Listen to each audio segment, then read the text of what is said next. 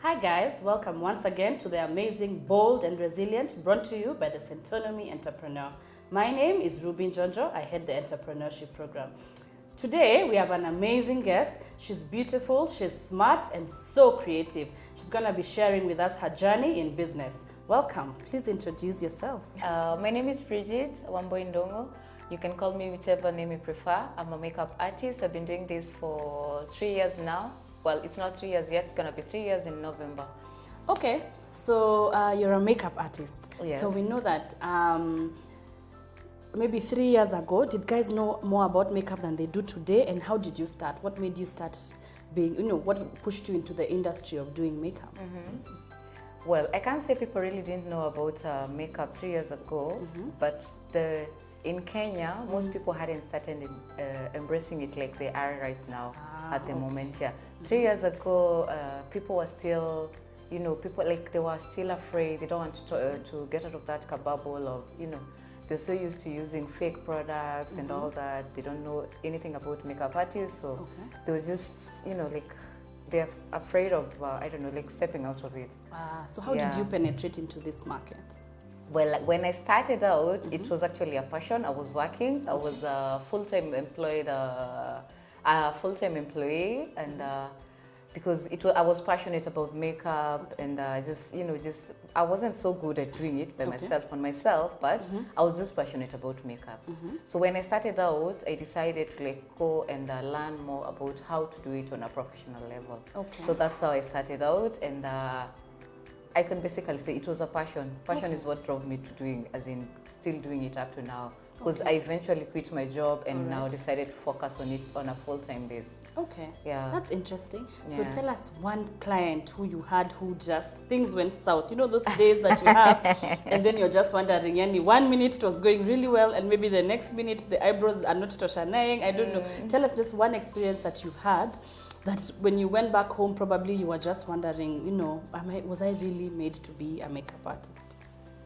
So my toughest clients have been bridal clients, and being a bride is tough.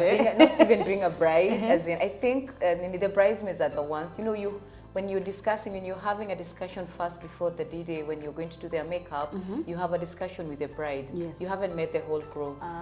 So everybody else now has their opinion. Yeah, everyone has, if they come with their own opinion, they want to touch your product, they need to do all that.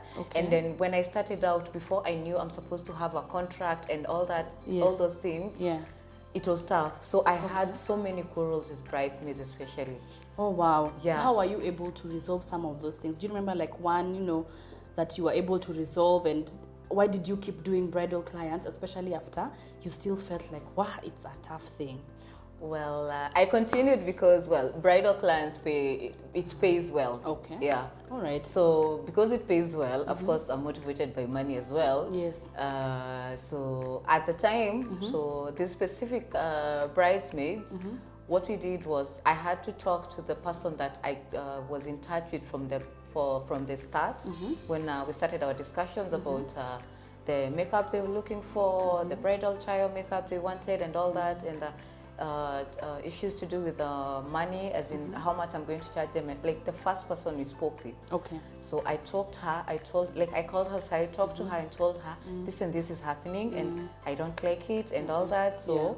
Could you please go and talk to them, because or just give us a separate room so that I can finish what I'm doing, and then afterwards, because doing that, it also takes your time away. Yes. And you're on a limited time. The bride is supposed to be maybe out of the house by 8:39. Yes. So when you have someone who is like, interrupting the process. The process, now it slows you down. Okay, but finally the bride looks pretty. Yes. So you have to make sure at the end of it all, you don't just mess up your job, because you want them to give you referrals later on. Yeah, that's what we call resilience. Yes, and you want also the bridesmaids to also convert and become clients one day. Yeah. Okay. Yeah. So at some point this year you decided to go back to school and you did the Centonomy Entrepreneur program. Yeah.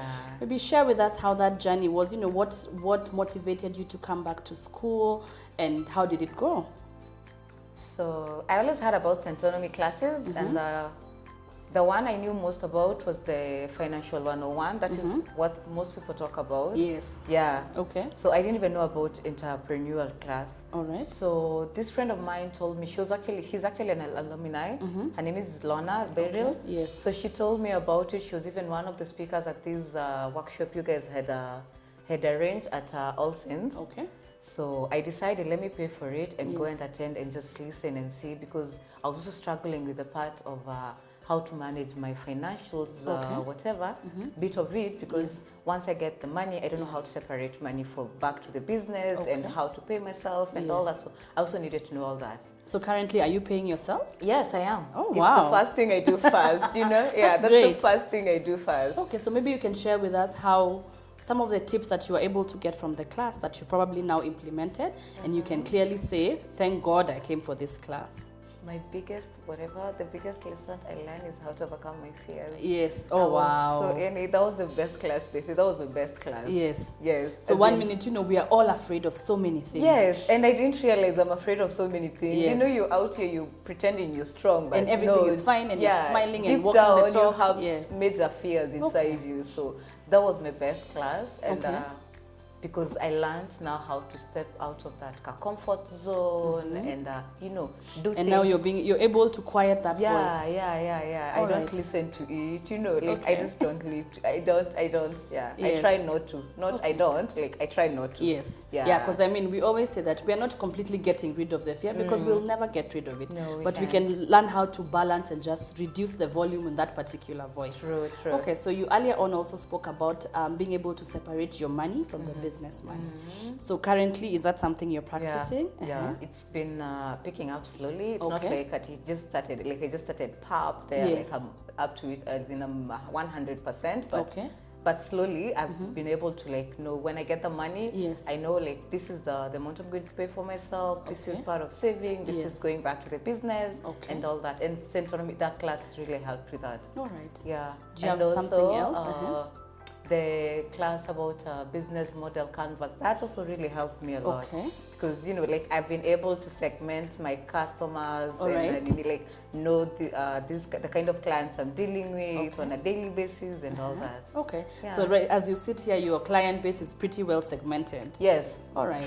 Really try. I'm really trying to but it keeps changing though. Oh, yes, that's true, because in your industry, things change quite often. Yeah, so I just keep updating it or removing a few things here and there. Just keep changing it from time to time. Okay. Yeah. What are some of the challenges that you've had in business, as an entrepreneur? Because entrepreneurship, when people are joining, most people think it's rosy and it's just the flowers and everything. But when you get in there, you learn that you're gonna need to put in the work. There are gonna be some things that challenge you. So what are the things that you can say that have been your challenges, and probably how have you been able to overcome them? My biggest one has been stability when it comes to the income, because with the kind of work I do, we don't have every time people are doing makeup and all that. We have a season. There's a low season and a high season. So high season, that is good. It starts from maybe September almost to December. You're good. Yes. But in between, after January and that time, now after Centonomy, actually, I'll be honest. Yes. After Centonomy classes, because I finished in May. Yes. Up until August, I didn't get any clients. So what did you do with that time? Well, at first, I'm gonna be very honest. I just stayed I was just locked up in the house and just trying to depress myself, feeling sorry for myself and all that. Yeah. And then just one day, I just woke up and I told myself, hey, Bridget, people are not going to come to you from just staying in the house and all that. Yeah. And you went to Centonomy and you did entrepreneur, and there are things you learned in that class. Yes. So could you just, as in, I just had to speak to myself. And could to encourage yourself. Yeah, encouraging myself. And after that, now I started doing. What is it called? I started doing videos on my platform, for my Instagram platform. Oh, wow. Yeah, so I do makeup videos from time to time. Yes. Not from time to time, actually weekly. It's on a weekly basis. All so right. I do that. I take photos. I show guys how to do different kind of looks and all that. So that has really helped, and people are really, Did it bring business? Yeah, it has brought business. Not so much, but it helps people to know you're there. And people are opening to conversations about, could you please tell me how I'm supposed to do this? I get people who want to who want me to go teach them how to do their own personal makeup and all that. Okay. At the moment, as you speak, I'm planning to do like a master class so that I can teach, you know, a whole group of people how to do their own makeup, which is really good. Yeah. I like that you shared with us, and I mean that was such an honest thing to say. That the truth is, sometimes in business it gets dark and it gets cold, and you're lonely because as an entrepreneur it's just you, so you sit back and you know you're quiet and you're wondering, is this really gonna work out? And no one speaks about that time. Yes, you know, that everybody speaks about the success, the glory, when everything is going well. Yeah, so thank you for sharing that with us. I think that's something that we really, entrepreneurs, please take this to note, and don't be afraid to say there are days that are dark. There are days that you feel like, you know, you're not sure if this was the right business, or you're not sure if you're gonna wake up, but you encourage yourself, you take the time, and you just continue to push. And as you've had Bridget say, it gets better. It's just a step at a time. Yeah. Okay, so maybe as we're coming to a conclusion, there are so many people out there who want to do makeup. Maybe they've just started, or they're thinking about it, or they think they're passionate about it. What would you tell them? What I would tell them, makeup is a learning process.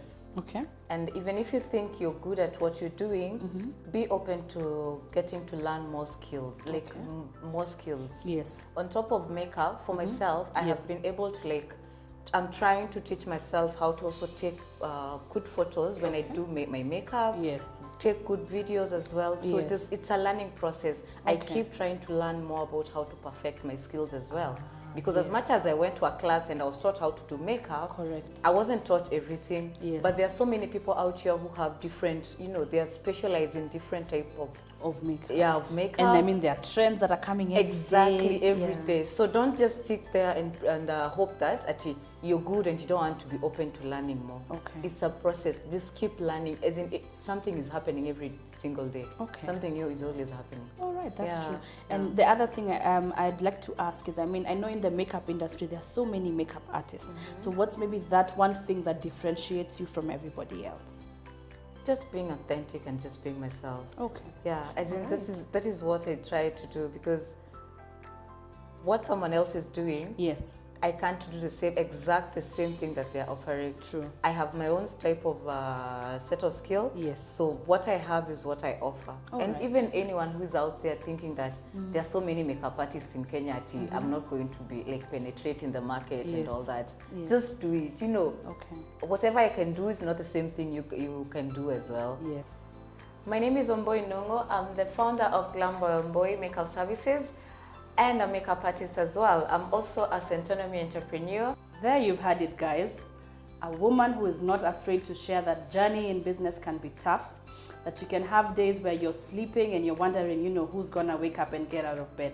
But yet, because you're bold, because you're resilient, you get to the day where you wake up, you dress up, and you show up. Join us next time for the next Centonomy entrepreneur who's sharing their journey. To know more about her business, check on the description box below and you'll find all her social media pages. Also, subscribe to our channel to be able to see next week who will be featuring on Bold and Resilient by Centonomy Entrepreneur. Bye-bye.